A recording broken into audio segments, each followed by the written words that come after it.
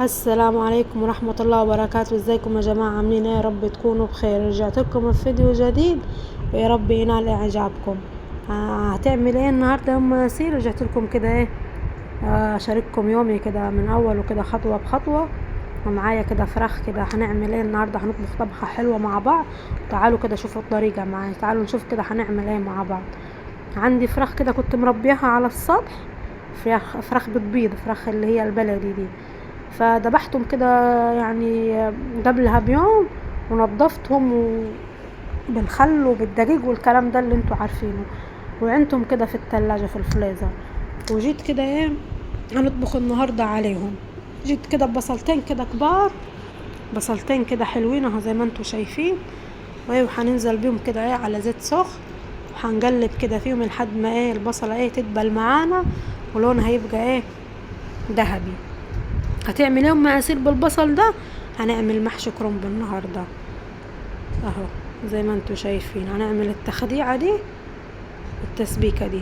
هنعمل البصل، هنحمر البصل، وبعد كده ننزل عليه ايه بالصلصه. ودي الفراخ كده كانت في التلاجة عندي، كنت طلعها تفك ومغسوله ونظيفه، بس ايه حديها شطفه اخيره يعني تحت الحنفيه بس اهو زي ما انتوا شايفين. هنقلب البصل كده ونزلنا عليه بالتوابل. معايا كده كزبرة ناشفة اهو زي ما انتوا شايفين، التوابل كزبرة ناشفة اللهم صل وسلم على سيدنا محمد، وشوية اسمه ايه ده، كاري، وشوية بهارات فراخ اهو شايفين. هنقلبهم مع بعض لحد ما تدبل البصلة دي خالص كده، يبقى لونها ايه كده حلو، ولا هي حمرا خالص ولا بيضة خالص اهو شايفين كده. هشارككم يومي النهارده لحظة بلحظة معايا اهو. فاكرين الطماطم كده اللي فرزناها قبل كده مع بعض؟ انزلوا كده في الفيديوهات وشوفوا ايه تخزين الطماطم. كنت عاملة عداية كده كبيرة، كمية كبيرة، وخزنتها معاكم. وانزلوا في الفيديوهات هتشوفوا الطريقة دي. شايفين لونها كأني كده الوقت طازة، بالله عليكم مش كأني دلوقتي مشتريها وضربها في الخلاط اهو. شايفين لونها ازاي احمر كده وطازة زي ما هي، يمكن ليها بتاع 10 ايام في التلاجة دياتي مخزناها اهو. نزلت عليها بعد البصلة كده محمرت، نزلت كده عليها ايه بالطماطم اهو زي ما انتوا شايفين. هنغطي عليها ونسيبها ايه تتسبك كده مع بعضيها، تاخد وتدي. رجعت كده للفراخ هنا بعد ما الفراخ كده هفك معايا وغسلته واديته شطفة كده اخيرة اهو. كنت حاطة مية وسايباها كده تغلي اهو زي ما انتم عايزين. غلت المية هنزل ايه بالفراخ كده فيها مشطوفة ونظيفة وزي الفل. شايفينها بيضة ازاي بتلمع اهو. هننزل بيها شربتها دي كمان ايه جميلة،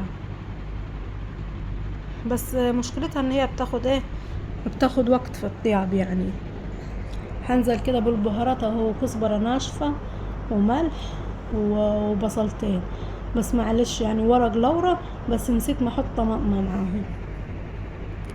بجيب طماطمه كده صغيره وبقسمها نصين وبحطها في الشوربه بتدي لون حلو، بس نسيت خالص اهو. ورق اللورا يا جماعه بيتغسل عشان ما فيش حماره خيفانه تاخد ورق اللورا وتحطه على كده من غير ايه ما تغسله. لازم تغسليه ست الكل، تدي شطفه كده اكيد بيبقى عليه تراب. بكده بتحطيه كده في الشوربه. وادي هشغل الحله البروستون كده واركنها على جنب واسيبها وقت ما تطيب كده تاخد لها نص ساعه، ساعه الا ربع براحتها. وادي هنا الطماطم كده اتسبكت معايا. ودي ده الكزبرة وشمار ده كنت جايباه قبل كده من السوق، وكنت فرزته يعني وحطيته في التلاجة عشان ساعات بدور ما بلاقيش حد هنا لما تطلع ايه المحطة تجيبي او السوق مفيش حد بيعدي. وادي هنا اتسبكت الطماطم ونزلت بدولة هي ايه عشان متلجة شوية. اول ما تنزل كده على الطماطم السخنة هتفك ايه، مش هتكمل حاجة يعني. دي قلبتين كده تلاقيها ايه فكت مع الطماطم. هي انا حطيتها بس مش واضحة في التصوير اهو زي ما انتوا شايفين. لا انا لسه هحطها اهي. شايفين ازاي؟ اوعوا تفتكروها ملوخية، ده كزبرة وشمار اللي هي خلطة المحشي زي ما انتوا شايفين تلج ازاي. هنزل بيها اديها تقليبة كده هتلاقيها فكت على طول ايه في قلب الصلصة اهو. غسلت الرز، انا كنت غاسلة الرز كده وكنت ركناه كده في المصفى يتصفى كده مع نفسه. في ناس مش بتغسل الرز المحشي، انا بحب اغسله اهو بغسله كده وبسيبه ايه يتصفى.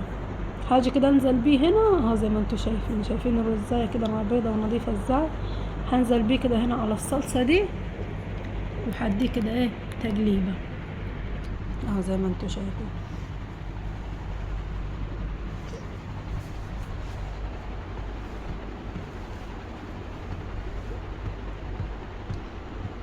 اهو هنديها تقليبة كده، هنقلب كده عشان كله ايه يبقى فيه الخلطة والصلصة كده تبقى ايه في المحشي في الرز كله اهو شايفين. وتظبط الملح بتاعه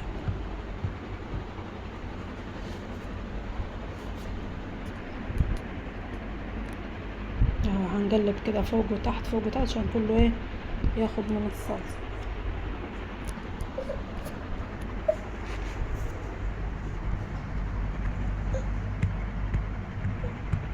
اهو. هنجيب حلة انا فضيتها كده في الحلة التانية عشان ايه السلستين دي مش بحب اعمل فيها حاجة على النار ايه الحاجة لما بتطيبي فيها كرنب ولا فيها حاجة كده بتلسعه من تحت، لكن الحلة دي حلوة مش عارفة جرانيت او تيفال دي تقريبا اهو تقيلة كده وحلوة مش بتحرق الحاجة من تحت، تقعد لحد اخر حاجة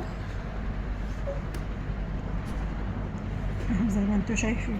حلف حطيت شوية زيت كده في الحلة في قعر الحلة وحلف كده ادي معاكم ايه حلف كده اول دور معاكم في الحلة وبعد كده حلف الحلة كلها وارجع ايه اوريها لكم تاني اهو زي ما انتوا شايفين الخلطة ازاي كده طماطمها مظبوطة والخلطة بتاعتها حلوة كده وملحها مظبوط وطعمها جميل والله هي ونية اهو شايفين.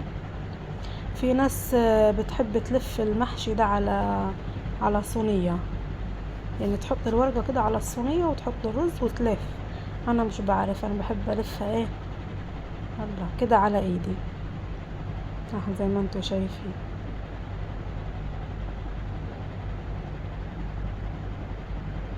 اهو شايفين معاه ازاي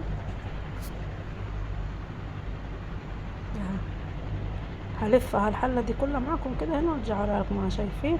لفيتها كده وخلصت اخدت وقت والله معايا. نجيب كده من شوربة الفروج دي ونحط كده في الحلة معايا، ما تكتريش شوربة عشان ما تزيدش منه عشان هو كده كده في خضرة وبينزل مية الكرنب لوحده اهو شايفين. ما غطيتوش خالص وهنزل كده بمكعب مرقة معاكم اهو زي ما انتوا شايفين اهو. حط كده مكعب المرقة ده بيدي طعم للحاجة بصراحة. انتوا حابين تحطوه حطوه، مش حابين خلاص. في ناس ما بتحبهاش، انا بحبها في كل حاجة الصراحة، في رز في محشي في اكل في كل حاجة بحب احط مكعبة بتدي طعم حلو للاكل اهو. هغطيه كده وهسيبه كده اول ما يغلي كده هدي النار عليه كده هغطيه واركنه على جنب. هنيجي كده نسيبه كده ونعمل حاجة تاني. هنجيب كده الصينية وهتعمل ايه اما اسيل في الصينية دي هنعمل صينية البطاطس. اجيب كده بصلة صغيرة اديها كده قلبتين كده حمرهم لحد ما تحمر تدبل البطاطا بتاع ده البصل معايا اهو زي ما انتوا شايفين كده اهو. اديها قلبتين كده حلوين اهو لحد البصلة ايه ما تبقى لونها كده ايه. حطينا ملح وهحط لها بتاع ديتي كاري شوية كاري وبهارات فراخ. انا لسه ما عنديش، انا عايزه انزل اجيب والله شويه توابل يا جماعه وكده توابل خلصانه من عندي اهو. هنديها قلبتين كده اهو. بص لونها بيصفر ازاي تدي طعم البطاطس. وادي الطماطم يا ست الكل اللي انا فرستها قبل كده. انزلوا اللي عايز الطريقه ينزل يشوفها في الفيديوهات، شوفوا طريقه تفريز الطماطم اهو شايفينها كاني دلوقتي خلطاها وجايباها جديده مش كانها ايه طماطم في الفريزر اهو. هنقلب كده معانا شايفين. نديها قلبتين كده. انا كنت غاسله البطاطس وقطعتها كده كنت حطاها في ميه هصفيها من الميه بصوا. وادي هنزل بيها ايه على الصلصه دي يعني شايفين. مش بحب صلصتها تقيله البطاطس عشان انا مش مكتره يعني صينيه صغيره دي. هديها قلبتين كده بعد كده هنزل ايه بشوربه الفروج دي برضو اخد منها كده كبشتين واكبهم على اللي في الصينيه واسيبها تغلي ايه كده مع نفسها اهو. مرضيتش احطها في فرن البوتاجاز ولا في الميكرويف، انا عندي الاتنين بس هنا اسرع يعني عشان العيال كانوا خلاص جاعوا وعايزين ياكلوا فهي قلت انجز يعني هاي على البوتاجاز كده ولعت عليها وهغطيها، مش هتكمل معايا ربع ساعة. بعد ما تشرب كده الشوربة دي اللي انا حطيتها تطيب تطيب البطاطس تستوي، بعد كده هدخلها على فرن الشواية تاخد لون كده من فوق. هادي هسيبها كده اغطيها واسيبها تطيب مع نفسها. وادي الكرنب خلاص كده قرب يستوي معانا، وشايفين بيبقبق ازاي. يا جماله يا جماله يا جماله، حاجات تفتح النفس والله، مشهي الكرنب ده. هناجي كده هنا على حلة تاني، هناخد شوية شوربة تاني وهنعمل عليهم كده البامية كده الويكة الصعيدي. اللي مش عارف طريقة الويكة هيتفرج عليها. شوية البامية دول هننزل بيهم كده في الشوربة، في قلب الشوربة، وهنغطيها كده نسيبها تغلي شوية. بعد ما غلت كده غرفتها كده في الشفشة في الخلاط، اديتها ضربتين 2 عشان ما تدوبش خالص مني، عشان ما عنديش مفرك افرك بيها والله ضاعت مني. وهنجيب هنا طاسة نحط فيها شوية زيت وننزل كده بالثومة كده، تحمر الثومة كده معانا زي ما انتوا شايفين لونها كده يصفر كده. هنزل عليه في قلب الحلة كده على على البامية، نقدح لها، اسمها القدحة دي زي ما انتوا شايفين. هنزل بالثومة في الحلة واديها قلبتين كده وخلاص كده كده شكرا خلصت اهو. عشان انا بصور بايدي مش عارفه انزل من الطاسه، بعد ما اعمل هنزلها شويه اللي فضلوا في الطاسه دول، عشان بصور بايد وبحرك بايد والله اهو زي ما انتوا شايفين. بصور لكم يومي يعني لحظه بلحظه، كل حاجه بعملها بشارككم معايا فيها. ما تنسوش تحطوا اللايك وتشتركوا في القناه وتدعموني بالله عليكم. بصوا الكرنب كده استوى، كان خلاص كده معانا كده. هغرف وحوريكم كده شكل الاكل كده في الاخر اهو. شايفين الفراخ كده بعد ما حمرتها كده في الطاسه، وادي الكرنب وادي الباميه، وادي خدنا كده شويه شوربه كده من الفروجه دي، طعمها جميل والله. واهم زي ما انتوا شايفين وادي البطاطس جميله والله. حطوا اللايك واشتركوا في القناه وادعموني بالله عليكم، وصلوا على النبي كتير يا جماعه. وحطوا الكومنت الحلو بتاعك وقولوا لي بتتابعيني من فين. لو عايزين فيديوهات تاني اكتبوا لي وقولوا لي فيديوهات، افكار فيديوهات جديده اعملها لكم واشارككم بيها اهو. شايفين يا جماعه الحلاوه، تعالوا تعشوا معنا. اشوفكم على خير في فيديو جديد، ومع السلامه، دمتم في امان.